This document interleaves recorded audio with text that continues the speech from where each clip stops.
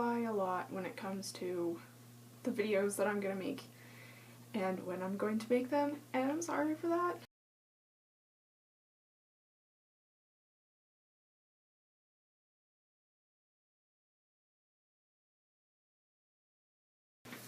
I got this book from my public library. It was part of the reading challenge that they have every year. So this is what I got, codename Verity, and this is one of the books that I've been looking for a long time. The Second World War, and a British spy plane crashes in France, and the pilot and a passenger are discovered by the Gestapo. Gestapo, I said that right. It sounded weird.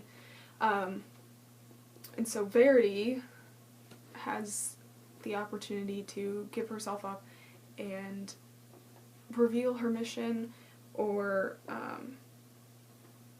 be killed, essentially, executed for not giving up any information. I've heard that it's really good, that a lot of people recommend it to me.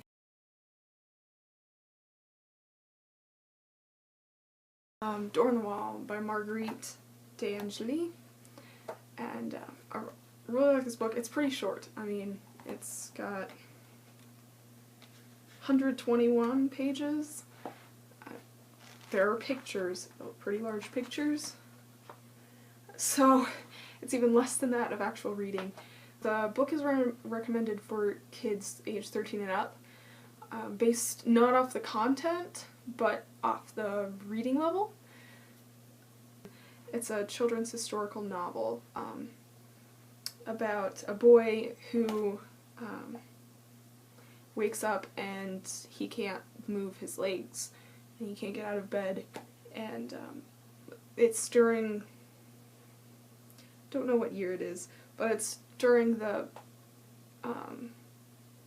bubonic plague era, so slowly the servants that live in his house abandon him because they're afraid that he has the plague and they're going to catch it, or their family members get the plague and they have to leave to take care of them.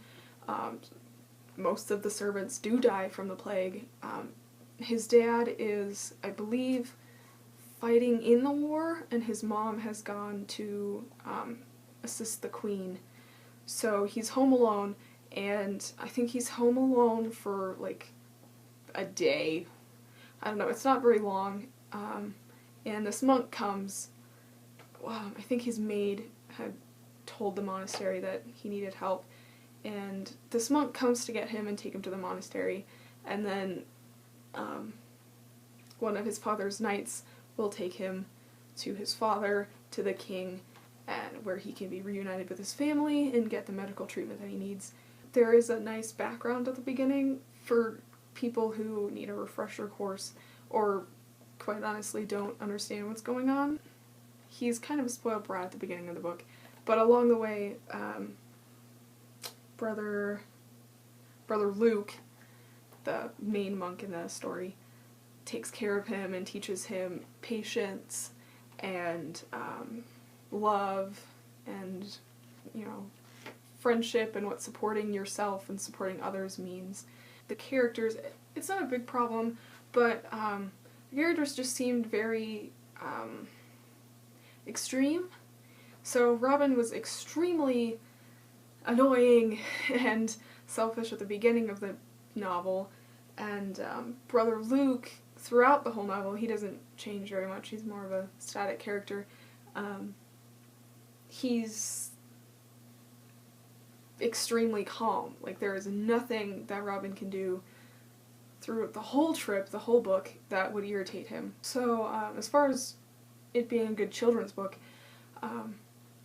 the positions that the main character was put in as the story moves along, as far as not fitting in with the other kids because he's on crutches and so he can't run and he can't play and he can't kick balls with them and stuff.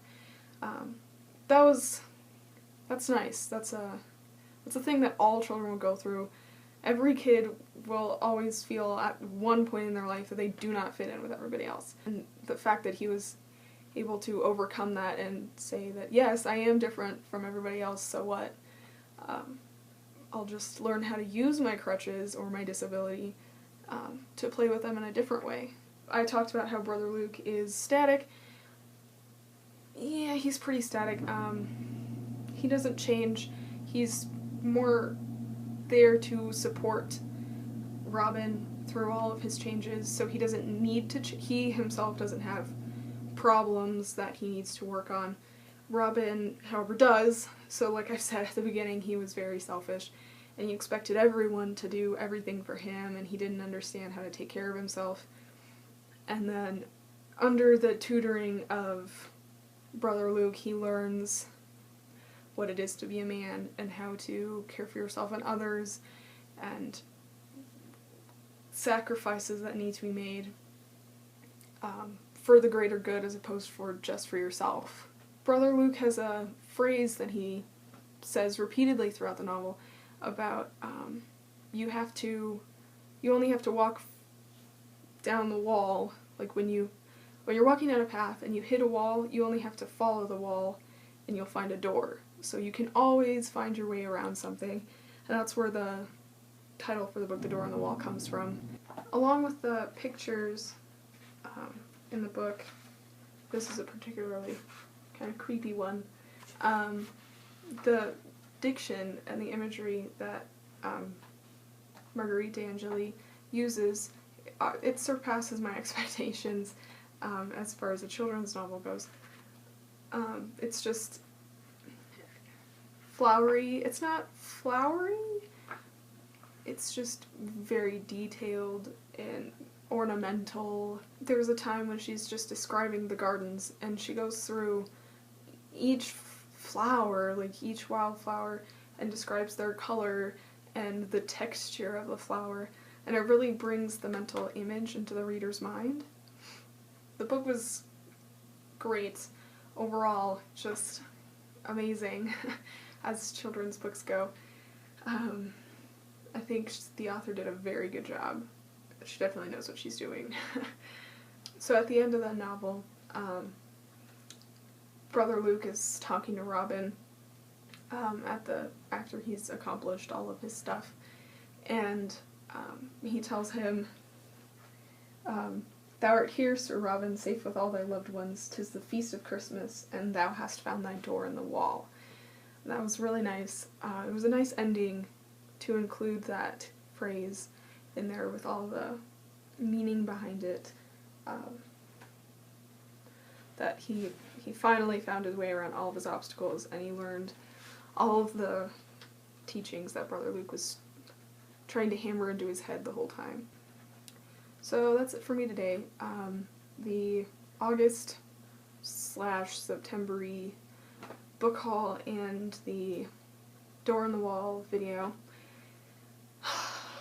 I don't want to say that I will definitely make a video on Friday, but I can tell you I don't even know what it'll be about.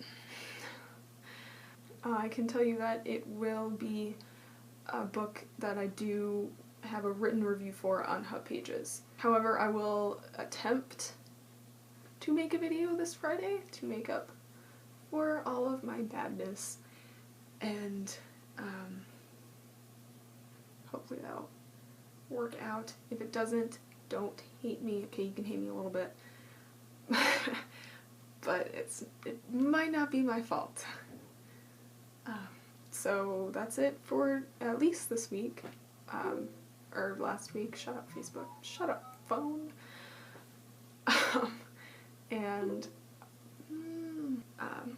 So until next time, take care.